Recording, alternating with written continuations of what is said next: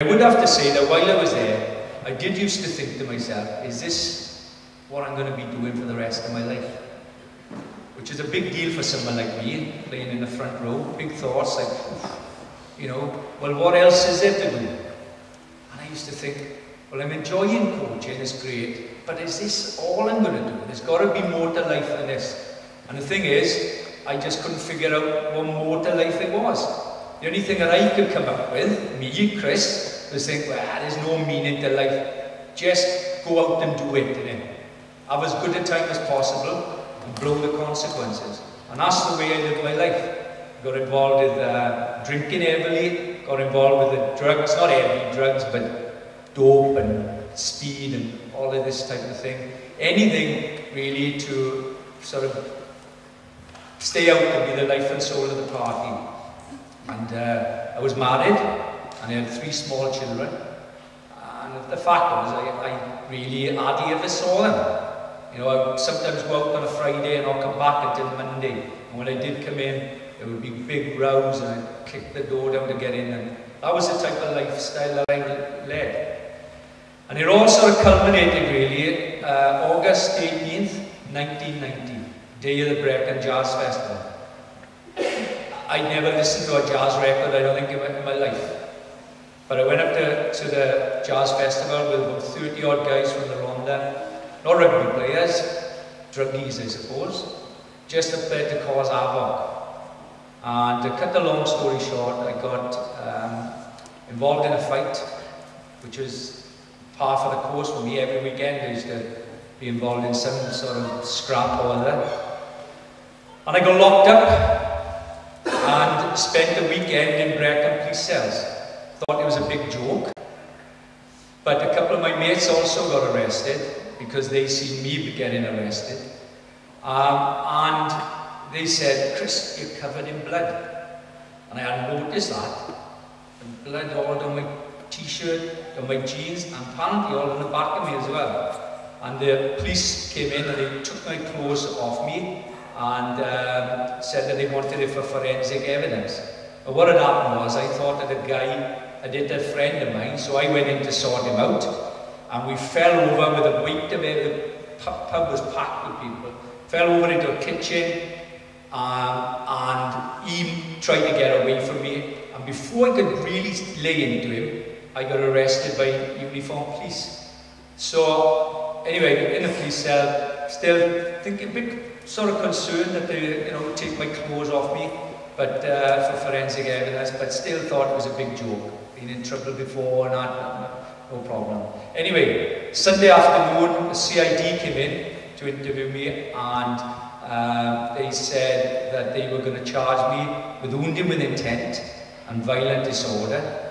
They said that they had 7 uniformed policemen willing to testify that I'd stabbed this guy, who turned out to be an undercover drug squad officer, and he was really badly injured, and that I'd been kicking his head in on the floor. Well, that wasn't true.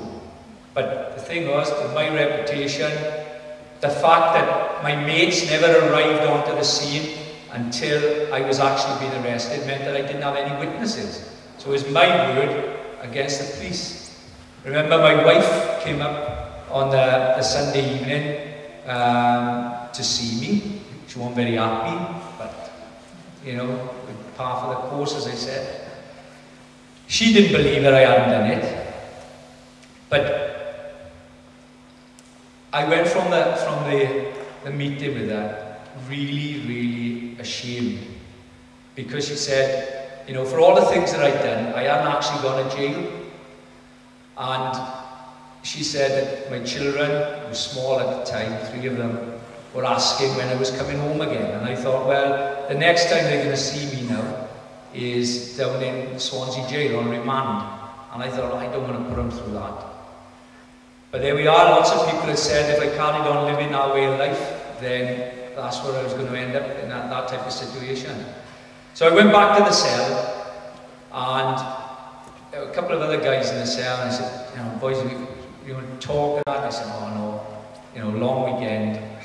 But I couldn't sleep, and I was frightened, because wounded with intent, violent disorder, carried, and with my reputation said, carried a 5-year jail sentence.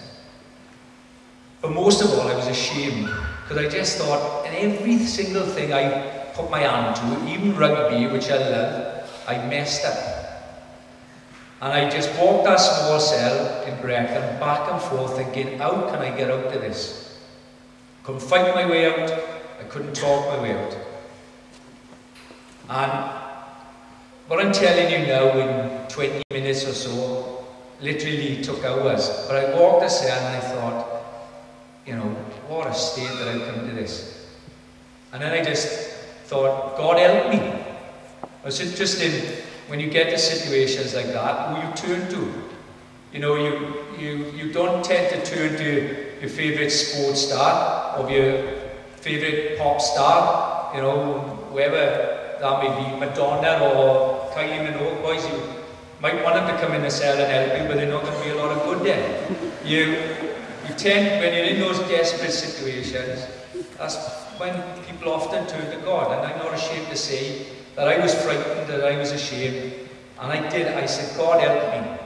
And as soon as I said it, I thought, you know, you wanted to know about God before, so why should he want to know about you if there is a God? And then I thought about it, and I thought about it, and I thought, well, that don't help. And I thought, well, if there is a God, look at the way that you've lived your life. Come on. And I just got to a point where I'm saying, God, I'm sorry. I really, really am sorry. And it was like this inner questioning, are you really sorry? I am, for the way I've lived my life. People that I've hurt, including my father, I really am sorry. Now, I didn't have my hands together. I didn't put my hands in the air or anything else, right? It was really a cry from my heart. But I did come to a point of saying, God, I really am sorry. I'm so sorry that I want to change. I want a fresh start.